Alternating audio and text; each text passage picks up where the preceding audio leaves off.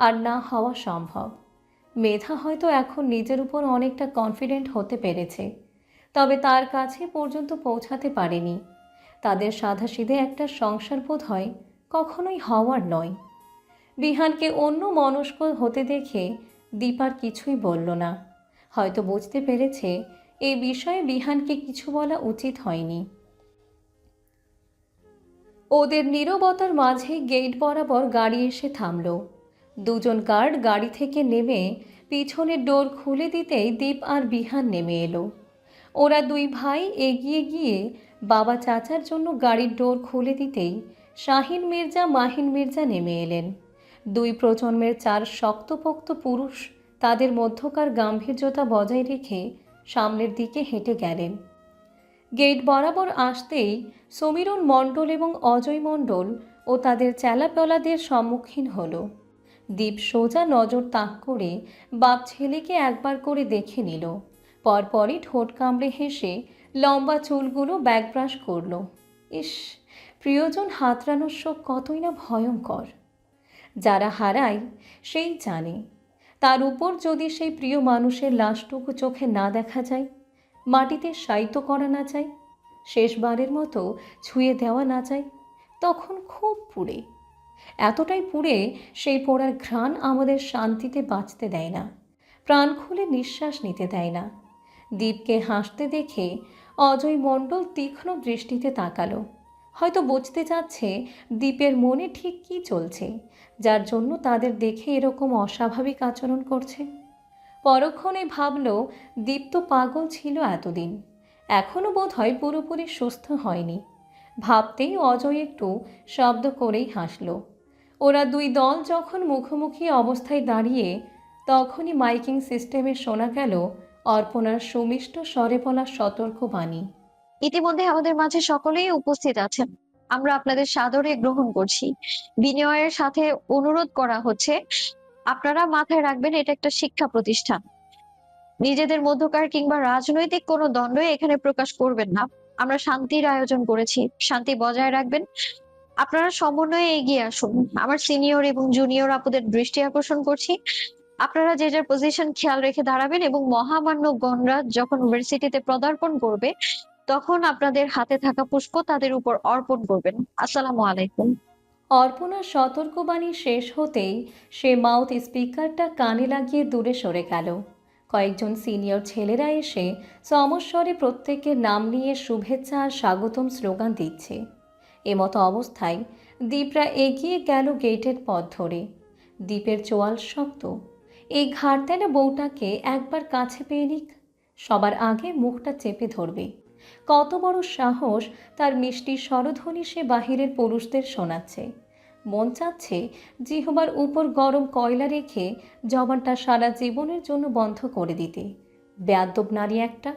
আজকে যদি কোনোভাবে ওই মেয়েকে সাজগোজ করা অবস্থায় পাই, তাহলে ভার্সিটিতে আজ আগুন জ্বলবে। তখন এই শান্তি বাক্য কই থেকে কই যায় সেটা সে দীপ এই মেয়েকে হাড়ে হাড়ে টের পাওয়াবে। অর্পণা স্টেজের মধ্যবর্তী স্থান থেকে দীপদের দিকে নজর তাক করল। সব ছাড়িয়ে দীপের দিকে নজর পড়তেই থমকে গেল অর্পণা। 31 বছর বয়সী প্রাপ্তবয়স্ক পুরুষের শরীরখানা সাদা পাঞ্জাবি আর সাদা পায়জামায় আবৃত। সাদা ফর্সা হওয়ায় তাকে সাদা পাঞ্জাবিতে অসম্ভব মানিয়েছে। এক হাতে সিলভার কালারের ওয়াচটা রৌদ্রের তাপে জ্বলজ্বল করছে, অন্য হাতে ফোন। তিনি হাঁটতে হাঁটতে কী যেন করছেন মোবাইলে। মোবাইল স্ক্রল করতে করতে হঠাৎই স্টেজের দিকে তাকালো। দীপ সাথে সাথে চোখাচোখি হলো দুজনার। অর্পণার হৃদয়টা ধুকপুক করে উঠল। ইস, উনি এভাবে সোজা এদিকে তাকাবে অর্পণা ভাবতেও পারেনি। লোকটা তাকিয়েছে তো তাকিয়েই আছে। অর্পণের এবার হাঁসফাঁস লাগছে। সে মাথায় থাকা লাল ওড়নার ঘোমটাটা আর একটু টেনে টুনে নিজেকে ঠিকঠাক করতে করতে এদিক ওদিক নজর সরালো। তখনই হঠাৎ ফোনে একটা মেসেজ আসলো। অর্পণা ফোনটা হাতে নিয়ে স্ক্রিন অন করতেই দেখল সেখানে অসুন্দর করে লেখা দীপ। মেসেজটি পড়ে একটা শক্তপোক্ত ঢোক গিলল অর্পণা। এসব আবার কেমন SMS! ছি, এই লোক তো মানুষ হিসেবে এমনিই ভালো না। এখন মনে হচ্ছে লোকটা চরম অসভ্য এবং ঠোঁট কাটা, সাথে চরিত্রহীনও বলা যায়। নয়তো কাউকে ভালো না বেসে এসব কথা বলতে পারা যায় না, একদমই না। সাথে সাথে আরেকটা SMS আসলো। এইটুকু লজ্জা বাসরের সময়ও চাই। পরপর আরেকটা। শোনা বউ আমার, আমি স্টেজে ওঠার আগেই স্টেজ থেকে চলে যাও, নয়তো তোমার জিহ্বায় আমি গরম কয়লা লেপন করব। আমার নারী হয়ে অন্য পুরুষদের শান্তি বাক্য শোনাবে, তা তো মানা যায় না। আমার নারী আমার, ভালোবাসলেও আমার, না বাসলেও আমার। এটাতে ভাগ দেওয়া দীপ মির্জা একদম পছন্দ করে না। অর্পণা শুনত, দ্বীপের প্রতিটা কথা সে অক্ষরে অক্ষরে পালন করত, যদি না শেষের এই ভালোবাসা আর না বাসার কথাটুকু বলতো। ভালোই যেহেতু বাসে না, সেহেতু অর্পণার উপর তার কোনো অধিকার নেই। অর্পণা সেসব মানবে না, তাই ঠায় দাঁড়িয়ে রইল সে। সে এখান থেকে কোথাও যাবে না তো যাবেই না, বরং আরও মিষ্টি স্বরে উপস্থাপনা করবে, যেন এ লোক বুঝে অর্পণার উপর জোর খাটানো যায় না। সে অর্পণা, পারু নয়, এটুকু বুঝতে হবে ওনাকে। অগত্যা ঠায় দাঁড়িয়ে রইল। ইতিমধ্যে দীপরা চলে এসেছে। প্রথমে স্টেজে উঠলেন শাহিন মির্জা এবং মাহিন মির্জা। অর্পণা সালাম এবং শুভকামনা জানিয়ে দুজনকে দুটো ফুলের বুকে এগিয়ে দিল। পরপর এলো সমীরণ মণ্ডল এবং আরেকটা পুরুষ, তার নাম অর্পণা জানে না। তাদেরকেও সালামের সহিত ফুলের বুকে এগিয়ে দিল। তারা এগিয়ে যেতেই দীপ আর বিহান এলো। অর্পণা বিহানকে একটা ফুলের বুকে এগিয়ে দিয়ে দীপের দিকে আরেকটি বুকে এগিয়ে দিতেই সেটা পিছন থেকে কেউ নিয়ে নিল। পরপরই শোনা গেল একটা কৌতুক মাখা পুরুষালী স্বর। তোমায় দেখে মুসলিম হওয়ার শখ জেগেছে। তোমার মাঝে একটা বউ বউ ব্যাপার লক্ষ্য করলাম। মুসলিমরা সুন্দর, কিছু দেখলে কি যেন বলে। ও মেয়ে, আমি তো জানি না, তুমি বলে দাও তো, সুন্দর কিছু দেখলে কি বলা হয়? অর্পণা দীপের দিকে তাকালো। দীপ কটমট করে ওর দিকে তাকিয়ে আছে। অর্পণা বুঝল দীপ রেগে যাচ্ছে। বিষয়টা বুঝতে পেরে আরও রাগিয়ে দিতে নরম স্বরে বলল, মাশাআল্লাহ। সাথে সাথে অজয় মণ্ডল ফুলের বুকে নিয়ে এগিয়ে যেতে যেতে নরম স্বরে বলল, মাশাল্লাহ, ইউ লুকিং লাইক এ বউ বউ। অজয় চলে যেতেই অর্পণা আরেকটা বুকে দীপের দিকে এগিয়ে দিয়ে নরম স্বরে বলল, আসসালামু আলাইকুম স্যার। আমরা বরাবরই আপনার সুস্থতা কামনা করি। আপনি আমাদের ভার্সিটির প্রাক্তন ভিপি, সেই ক্ষেত্রে ভার্সিটির প্রতিটা স্টুডেন্ট আপনার ছোট ভাই বোন কিংবা পরিবার তুল্য। আমি অত্যন্ত বিনয়ের সাথে অনুরোধ করছি, আপনার ভাই বোনদের উদ্দেশ্যে কিছু বলুন। আপনার লাইফ জার্নি, অসুস্থতার সময় কিংবা আপনার সবচেয়ে শিক্ষণীয় সময় সম্পর্কে আমাদের জানান, আমরা জানতে অত্যন্ত আগ্রহী। দীপ ফুলের বুকেটা নেওয়ার সময় অর্পণার হাত খামচে ধরল।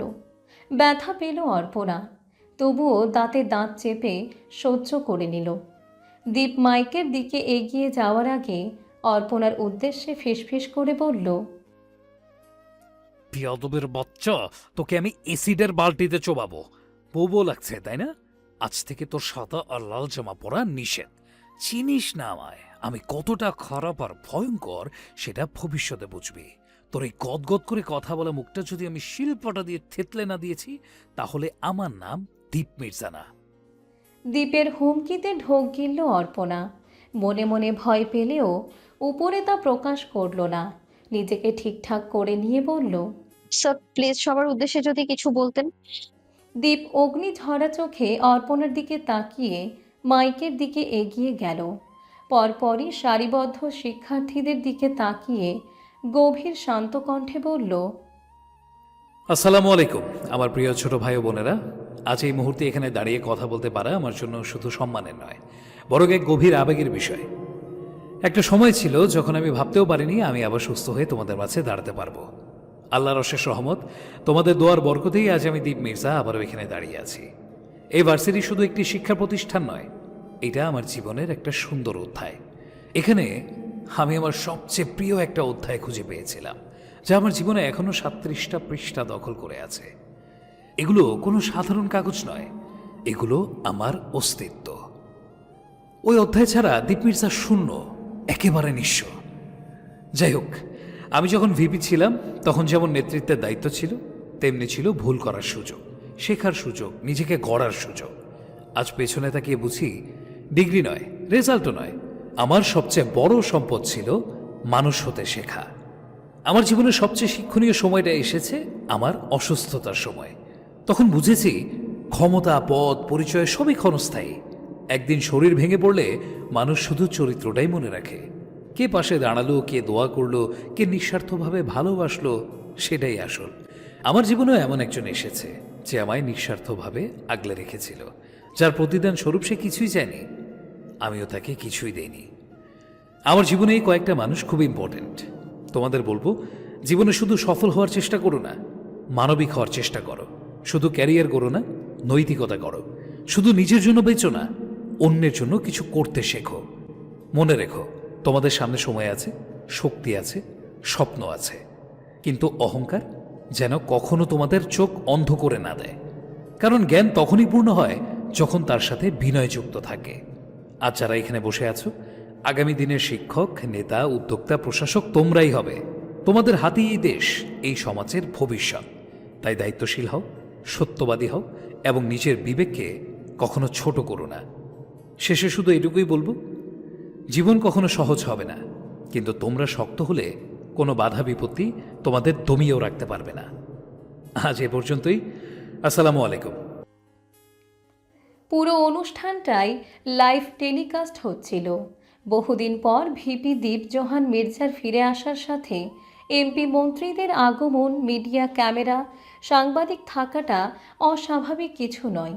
দীপ যখন কথা শেষ করে মাইকিং এরিয়া থেকে নামতে নিবে, সহসাই সেখানে থাকা একজন সাংবাদিক দীপের উদ্দেশ্যে প্রশ্ন ছুড়ল।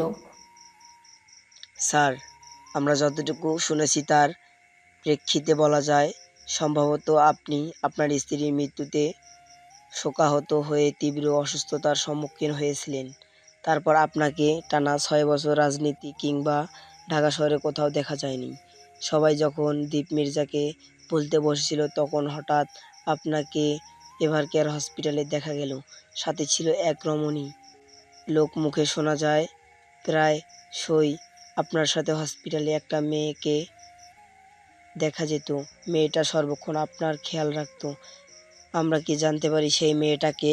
তাহলে কি আমরা ধরে নেব ভিপি দীপ মির্জা আবারও বিয়ের পিঁড়িতে বসেছিলেন এবং সেই রমণীটি আর কেউ নয়, আমাদের ভবিষ্যৎ মন্ত্রী ওয়াইফ? দীপ একবার ঘাড় বাঁকিয়ে অর্পণার দিকে তাকালো। অর্পণা ওর দিকেই তাকিয়ে। মেয়েটার চোখে একরাশ প্রশ্ন। দীপ তাকে কি নামে পরিচয় করাবে? কি বলবে সবাইকে? ওয়াইফ বলে পরিচয় দিবে নাকি এড়িয়ে যাবে? এসব প্রশ্ন ঘুরপাক খাচ্ছে অর্পণার মাথায়। দীপ অর্পণার চোখ থেকে নজর সরাতে নিতেই নজর আটকালো অজয়ের তীক্ষ্ণ চোখের দিকে। অজয় একদৃষ্টিতে অর্পণার দিকে তাকিয়ে। মেয়েটার গায়ে সাদা গাউন, লাল সালোয়ার আর লাল ওড়না। হাঁটু সমান লম্বা চুলগুলো ঘোমটার ফাঁক গলিয়ে ছড়িয়ে ছিটিয়ে আছে। মাথায় ঘোমটা থাকায় পুরো নতুন বউ লাগছে। আর সেই বউ রূপ গোগ্রাসে গিলতে লাগলো অজয় মণ্ডল। রাগে ফেটে পড়ল দীপ। দ্রুত অর্পণার থেকে নজর সরিয়ে দাঁতে দাঁত চেপে বলল, না, সে আমার বউ না, তার সাথে আমার কোনো সম্পর্ক নেই। দীপের কথার প্রেক্ষিতে আরও একজন লেডি সাংবাদিক প্রশ্ন করল, কেউ হয় না, এই বিষয়টা মানতে পারলাম না স্যার। সে কেউ না হলে সে সর্বদা আপনার সাথে থাকতো না। আমাদের কাছে এর স্ট্রং এভিডেন্স আছে। মেয়েটা প্রতিবার আপনার সাথে হসপিটালে যেত। এমনই তো আর কেউ সবসময় সাথ দেয় না, তাই না? দীপের মাথায় এমনি রাগ চেপে আছে, তার উপর মেয়ে মানুষের ক্যাচাল। দীপ বিরক্ত হয়ে দাঁতে দাঁত চেপে বলে উঠল, শি ইজ জাস্ট মেইড। সে আমার বাড়িতে থাকতো এবং আমার খেয়াল রাখতো, দ্যাটস ইট। আশা করি আপনাদের আর কোনো প্রশ্ন নেই। আসসালামু আলাইকুম। দীপ কথাটা বলে ঘাড় ঘুরিয়ে অর্পণার দিকে তাকালো। অর্পণার ঠোঁটে নীরব হাসি। সে এতটাও সম্মান আশা করেনি। অর্পণারা আবার কাজের মেয়ে হতে পারে নাকি? কাজের মেয়ে হতেও তো যোগ্যতার প্রয়োজন, যা অর্পণাদের থাকে না। অর্পণার খুব জানতে ইচ্ছা করলো। আচ্ছা, আমি যে আপনার বাড়িতে কাজের মেয়ে ছিলাম, তার বিনিময়ে আমাকে কত টাকা দিয়েছিলেন? কি পেলাম আপনার থেকে? কাজের মেয়েরা এতটা কাছে থাকে বুঝি, যতটা কাছে আমি ছিলাম? কাজের মেয়েরা নিজের অস্তিত্ব ভুলে মালিকের কাছে ছুটে যায়, বাবার সাথে সম্পর্ক ছিন্ন করে ছুটে যায়, দিনের পর দিন আঘাত সহ্য করে, ৩ বেলা বাচ্চা ভুলানোর মতো করে খাইয়ে দেয়, সকল আবদার পূরণ করে, নিজের স্বভাব পরিবর্তন করে শখকে মাটি চাপা দেয়, বোধহয়। তাই তো এত সম্মানের একটা পদ পেল অর্পণা। অর্পণার একটুও কষ্ট হচ্ছে না, কান্নাও পাচ্ছে না, শুধু হাসতে ইচ্ছে করছে, প্রাণ খুলে হাসতে মন চাচ্ছে। অর্পণার মনোভাব বুঝতে পারছে না দীপ। মেয়েটা তার দিকে এভাবে তাকিয়ে হাসছে কেন? সে কি রাগের মাথায় খুব ভুল করে ফেলল? মেয়েটা কষ্ট পেল? দীপের মন চাচ্ছে পুরো ভার্সিটিতে আগুন জ্বালিয়ে দিতে। তার মনের অবস্থাটা কেউ বুঝবে না, কেউ বুঝতেও চাইবে না। ইস, রাগের মাথায় কি থেকে কি বলল! উফ, এখন তো কথাটা ফিরিয়েও নিতে পারবে না। দীপ হুট করে অর্পণার দিকে এগিয়ে গেল। কিছু বলতে নিতেই অর্পণা দীপকে পাশ কাটিয়ে মাইকিং এরিয়াতে গিয়ে নম্র স্বরে বলল, আপনাকে অনেক ধন্যবাদ স্যার। আপনি এবার নিজের আসন গ্রহণ করুন। আমরা পরবর্তী পদক্ষেপে এগিয়ে যাই। কি হয়েছে রাত? এমন করছিস কেন? তাকা না আমার দিকে প্লিজ রাত। অরুণের মায়াভরা ডাকে চোখ তুলে তাকালো রাত্রি। সাথে সাথে চোখ থেকে দুফোঁটা পানি গড়ালো। অরুণ এদিক ওদিক তাকিয়ে লাইব্রেরিটা ভালো মতো পর্যবেক্ষণ করে নিল। সবাই যেহেতু প্রোগ্রামের ওখানে আছে, তাই আপাতত এদিকটায় একটা কাকপক্ষীও নাই। এতে যেন সাহস পেয়ে গেল অরুণ, যদিও তার সাহস বরাবরই অনেক বেশি। অরুণ রাত্রির গাল দুটো হাতের আঁচলায় নিয়ে অনেকটা ঝুঁকে গালে থাকা পানিটুকু অধর দ্বারা মুছে নিল। আবেশে চোখ বুজে অরুণের শার্ট শক্ত করে ধরল রাত্রি। সাথে সাথে গড়িয়ে পড়ল আরও দুফোঁটা পানি। অরুণ সমানভাবে সেগুলো মুছে দিয়ে আদুরে কণ্ঠে বলল, একটু বকেছি বলে সারা দিন রাত পরদিনও রাগ করে থাকতে হবে? অরুণকে কষ্ট দেওয়া খুব মজা, তাই না?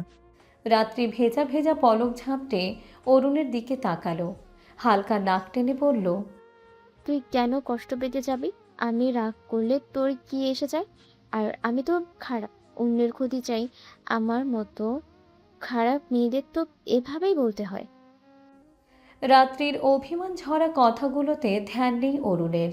সে এক দৃষ্টিতে রাত্রির ভেজা ভেজা চোখ দুটোতে তাকিয়ে আছে। চোখের শিরাগুলো হালকা লাল হয়ে আছে, ঘন ঘন পাপড়ির কোনায় কোনায় জলকণার ভিড়। নাকের ডগা টকটকা লাল রং ধারণ করেছে। অরুণের কি হলো কে জানে।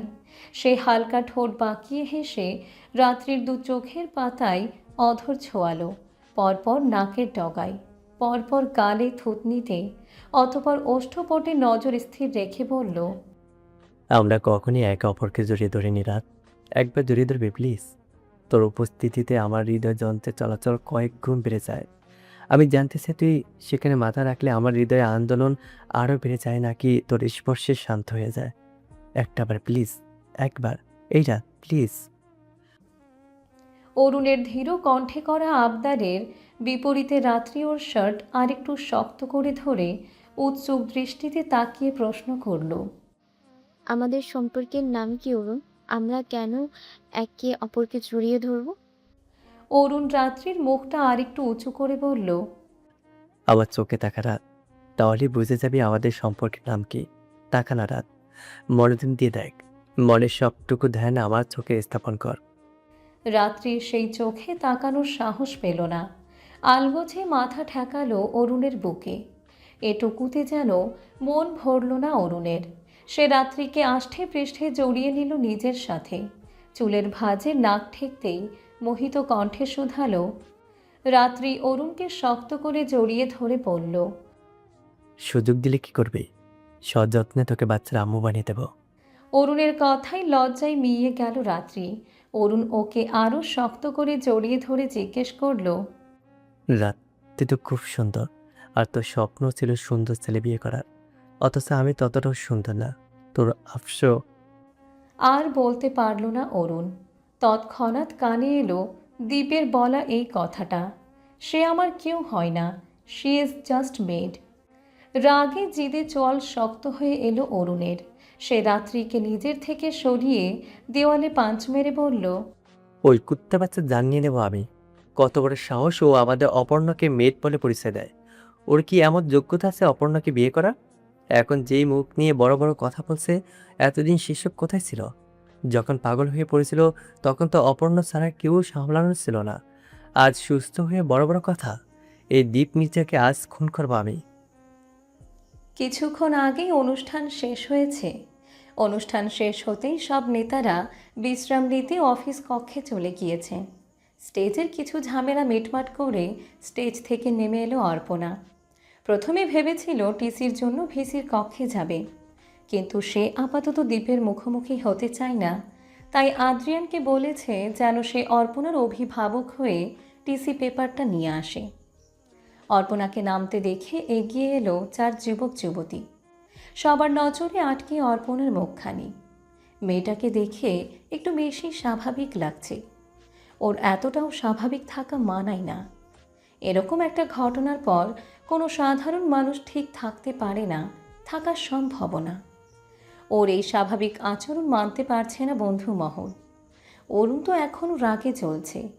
ইরা এগিয়ে এসে অর্পণার হাত ধরতেই অর্পণা মুচকি হেসে বলল, প্যারা নিস না মামা, আমু খেয়ে তোরা থাক, আমি খুব টায়ার্ড, বাড়ি ফিরে যেতে চাই।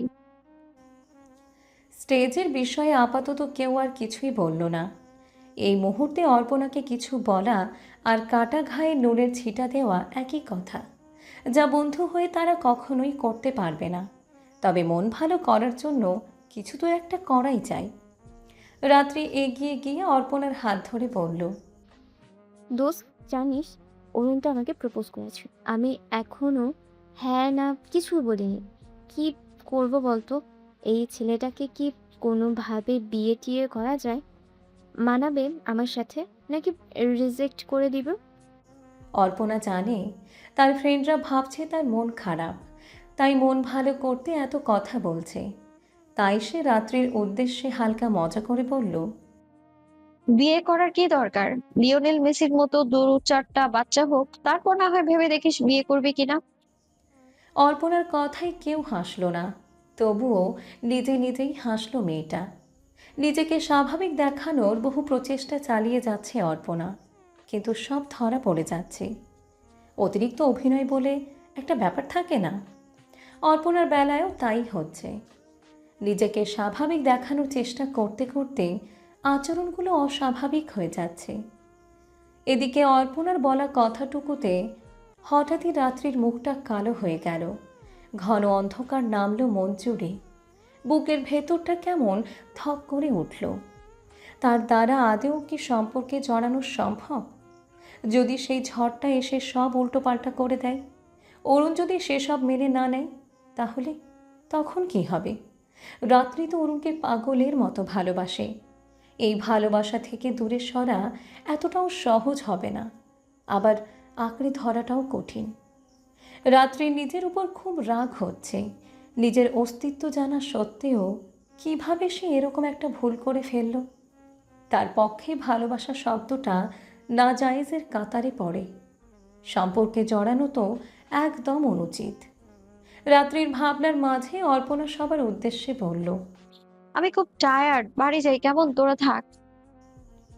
অরুণ নিষেধাজ্ঞা জানিয়ে বলল, আদি স্যারের ফ্ল্যাটে যাবি তো? চলো, আমরা পৌঁছে দিচ্ছি। অর্পণা মলিন হেসে বলল, আমি একাই যেতে পারবো। বাই দ্য ওয়ে, তোদের একটা কথা বলার ছিল, সকালেই বলতাম, বলা হয়নি। আগামীকাল সন্ধ্যা 6টায় আমার ফ্লাইট। দোয়া রাখিস যেন ভালো থাকি। আগামীকাল সন্ধ্যা 6টায় ফ্লাইট। কথাটা কর্ণকুহর হতেই 4জন চমকে তাকালো। ইরা অর্পণার বাহু ধরে অবাক কণ্ঠে জিজ্ঞেস করল, কিসের ফ্লাইট? কোথায় যাবি তুই? কি বোকা বোকা কথা বলছিস অর্পণ? অর্পণা মুচকি হেসে বলল, বোকা কথার কি হলো? আমি আগামীকাল অস্ট্রেলিয়া চলে যাব, এইটুকু হওয়ারই ছিল। এই শহরে আমার দায়িত্ব ফুরিয়েছে, সাথে মূল্যও ফুরিয়েছে। মূল্যহীন শহরে অর্পণারা থাকে না। তাদের আত্মসম্মান তাদেরকে থাকতে দেয় না। এখানে থাকলেই তার মুখোমুখি হতে হবে, তখন সেও অপ্রস্তুত হবে আর আমিও অপ্রস্তুত হব। তাই চাই না আমার জন্য কারো প্রবলেম হোক। কথাটা বলার সাথে সাথেই অর্পণার গালে চড় পড়ল। চড়টা এতটাও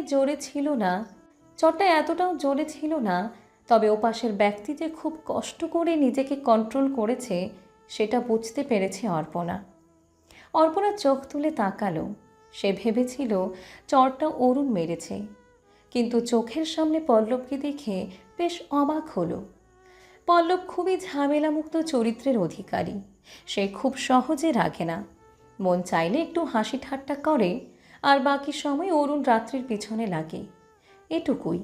এর বাহিরে পল্লবকে কোনো দিন রাখতে কিংবা রিয়্যাক্ট করতে দেখা যায়নি। অর্পণাকে অবাক চোখে তাকাতে দেখে পল্লব ফুঁসে উঠে বলল, আই নিড স্পেস পল্লব। আমি একটু নিজেকে স্থির করতে চাই। ইউ নো না, অর্পণা খুব স্ট্রং। আমি নিজেকে শক্ত করতে যাচ্ছি। এসব ঝুট ঝামেলা ভালো লাগছে না একদমই। নিজেকে রিফ্রেশ করা প্রয়োজন। আর কে বললো আমি তোদের ছেড়ে চলে যাচ্ছি? তোদের সাথে আমি সব সময় যোগাযোগ রাখবো তো। হয়তো ফিরেও আসবো কোনো একদিন, যেদিন তোদের সবার একটা সংসার হবে, তোদের বাচ্চা কাচ্চারা আমাকে ফুপিমু ঠাম্মি বলে ডাকবে, সেদিন ফিরবো। তারপর আবার সবাই মিলে আড্ডা দিব, চা খাবো, টিসি চত্বর থেকে শুরু করে পুরো ইউনিভার্সিটির কোনায় কোনায় ঘুরে বেড়াবো। হয়তো সবাই তখন বুড়ো বুড়ি হয়ে যাব, তবে ভালোবাসাটুকু তো সেই একই থাকবে, তাই না? ফুপিয়ে উঠল রাত্রি। অর্পণাকে পিছন থেকে জড়িয়ে ধরে বলল, তুই রোজ বেক করছিস অর্পণ। তুই একটা ফেট। তুই বলেছিলি যত খারাপ পরিস্থিতি আসুক না কেন আমরা কেউ তাকে ছেড়ে যাব না, কখনো না। তাহলে তুই রোজ বেক করছিস কেন? এতটা স্বার্থপর হোস না রে। তোর যেমন আমরা ছাড়া কেউ নেই, আমারও তো তোরা ছাড়া কেউ নেই বোন। অর্পণা রাত্রিকে টেনে সামনে এনে চোখ মুছে দিয়ে বলল, ইমোশনাল গার্ল, এত ইমোশনাল হতে হবে না। আপনার জন্য অরুণ আছে তো, যে আপনাকে সব দিক থেকে আগলে রাখবে, ভালোবাসবে। আর হ্যাঁ, বাচ্চা হওয়ার আগে বিয়েটা করে নিস। তোদের যা আচরণ, বিয়ের করার আগেই না আবার ছেলে মেয়ের বাবা মা ডাক শুনে ফেলিস, কে জানে।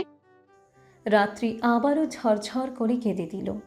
ইরার চোখ জোড়া চিকচিক করছে। মেয়েটা খুব সহজে কাঁদে না, অতিরিক্ত কথাও বলে না, খুব শান্ত মেজাজি। অরুণ রাগান্বিত দৃষ্টিতে অর্পণার দিকেই তাকিয়ে আছে। আপাতত সে এই মেয়ের সাথে কোনো কথাই বলতে চায় না। যে বুঝ নিতে চায় না তাকে বোঝানোটা মূল্যহীন। অর্পণা চোখ তুলে অরুণের দিকে তাকিয়ে ঠোঁট বাঁকিয়ে হেসে বলল, রাত্রিকে ভালো রাখিস, ও কিন্তু খুব ইমোশনাল জানিস। একদম কাঁদাবি না, আগলে আগলে রাখবি। ইরাতকে একটা ভালো ছেলে দেখে বিয়ে দিবি। আঙ্কেল আন্টি হয়তো তাদের মন মতো একটা ছেলে খুঁজে বের করে দিলেই ইরাত চোখ বন্ধ করে বিয়ে করে নিবে। কিন্তু তোরা সেসব মানবি না। আগে ছেলের ডিটেলস চেক করবি, তারপর ইরাতকে বিয়েতে রাজি হতে বলবি। আর এই যে রিল্যাক্স বয় পল্লব, এক্স এর সংখ্যা আর বাড়াস না। যাকে পার্মানেন্ট মনে হবে তার সাথে সম্পর্কে জড়াস, ঠিক আছে? আর আজকেই তো আমাদের শেষ দেখা নয়, কাল সকাল সকাল আদিস স্যারের ফ্ল্যাটে চলে আসিস। সারাদিন প্রচুর আড্ডা দিব, কিন্তু তোদেরকে এয়ারপোর্টে নেব না। তোরা গেলে উম, আমি তোরা কেউ আমার পিছু পিছু আসিস না, অনুরোধ। কথাটা বলে আর দাঁড়ালো না অর্পণা। চোখ বুজে হাঁটা দিল গেটের দিকে। কষ্টে তার বুকটা ভেঙে আসছে। এই চারটা মানুষ তার কাছে খুবই ইম্পর্টেন্ট। চোখ মেলে তাকালেই চোখ ছাপিয়ে জল করাবে, যেটা অর্পণা চায় না। আর কত কাঁদবে সে? ছোট থেকে জীবনটা তো কাঁদতে কাঁদতেই পার করলো। মাঝে হয়তো নিজেকে শক্ত খোলসে বন্দি করতে পেরেছিল, কিন্তু এখন সে খোলসটাও ছিঁড়ে গিয়েছে। দ্বিতীয়বার কাউকে ভালোবাসাটা বড্ড অন্যায় হয়ে গেছে অর্পণার। এটুকু না হলেও পারত। গেটের কাছে এসে বড় বড় দম নিল অর্পণা। নাকের ডগায় হালকা ম্যাসাজ করতেই চোখে জমা পানিটুকু মিলিয়ে গেল। এগুলো অর্পণারই তৈরি কিছু টেকনিক, যেগুলো দ্বারা নিজের অনুভূতিকে অন্যের সামনে থেকে লুকানো যায়। আরও একটা বড়সড় দম নিয়ে গেট পেরিয়ে রাস্তায় পা দিতেই সাদা পাঞ্জাবি পরিহিত যুবককে দেখতে পেল। সে এক দৃষ্টিতে অর্পণার দিকেই তাকিয়ে আছে। আশেপাশে আর কাউকে দেখা যাচ্ছে না। বিষয়টাতে বড্ড অবাক হলো অর্পণা। মিনিট পাঁচেক আগেও গেটের বাহিরে অসংখ্য মানুষ, যানবাহন, রিক্সা, রাজনৈতিক চেলাপোলাদের আনাগোনা ছিল, কিন্তু হঠাৎ করে তারা এরকম উধাও হয়ে গেল কি করে? অর্পণা এদিক ওদিক তাকিয়ে একটা রিক্সার খোঁজ করল। তার সাথে যেহেতু গাড়ি নেই, অগত্যা তাকে রিকশায় করেই ফিরতে হবে। আর রিকশা নিতে গেলে দ্বীপকে ক্রস করে, মানে দ্বীপের সামনে দিয়ে যেতে হবে।